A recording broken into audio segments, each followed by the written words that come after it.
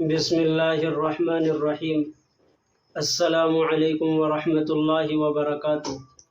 دوستو، ہندوستان میں سن 2019 میں یہ فیصلہ کیا گیا کہ بابری مسجد کی جگہ رام مندر کو دے دی اور مسجد کے لیے ایودھیا کے ایک گاؤں میں دھنی پور میں، یعنی ایودھیا سے 26 کلومیٹر کے فاصلے پر 5 ایکڑ جگہ مسلمانوں کو فراہم کی مسجد بنانے کے لیے۔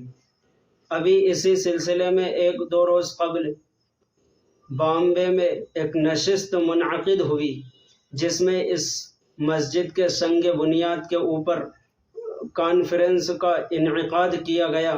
لہٰذا اس سلسلے میں ملک کے مشہور اور معروف عالم دین، ممتاز عالم دین حضرت مولانا سجاد صاحب نعمانی دامت برکاتہم العالیہ کے بارے میں بھی یہ تذکرہ کیا گیا کہ حضرت بھی اس پروجیکٹ کے ساتھ جڑے ہوئے ہیں، لیکن حضرت نے وضاحت کی اور یہ حقیقت بیان کی کہ میرا اس پروجیکٹ کے ساتھ اور مسجد محمد ابن عبداللہ کے ساتھ کوئی تعلق نہیں ہے اور نہ ہی میں اس پروجیکٹ میں شامل ہوں۔ لہٰذا کچھ حاسدین نے اور غلط خبر پھیلانے والوں نے اور حضرت کو بدنام کرنے کے لیے اس طرح کی غلط افواہ اور غلط خبر حضرت کے متعلق پھیلائی، جس کی وضاحت حضرت نے خود فرمائی۔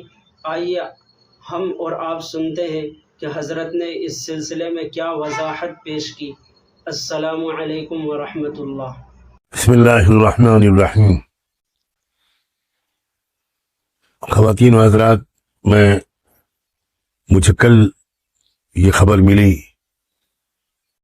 کہ ایودھیا یو پی کے قریب کوئی پروجیکٹ لانچ کیا جا رہا ہے، مسجد محمد ابن عبداللہ اور انڈو اسلامک فاؤنڈیشن کے نام سے، اور اس سلسلے میں کل یا پرسوں بامبے میں کوئی نشست ہوئی اور اس میں یہ بات کہی گئی کہ میرا نام لے کر کے میں اس پروجیکٹ سے جڑا ہوا ہوں یا اس کو سپورٹ کر رہا ہوں۔ میں آج اس بیان کے ذریعے یہ واضح لفظوں میں کہنا چاہتا ہوں کہ یہ خبر بالکل صحیح نہیں ہے۔ اس پروجیکٹ سے میرا کوئی تعلق نہیں ہے اور میں اس کو سپورٹ نہیں کر رہا ہوں۔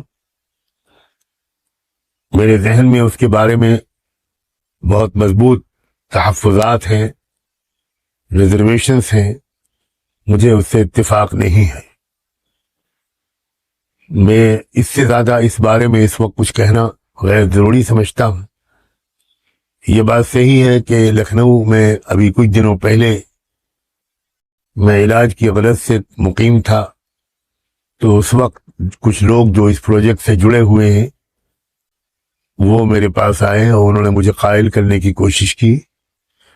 میں نے ان کی بات سنی لیکن کسی طرح سے اتفاق رائے کا اظہار نہیں کیا، کوئی کمٹمنٹ نہیں کیا۔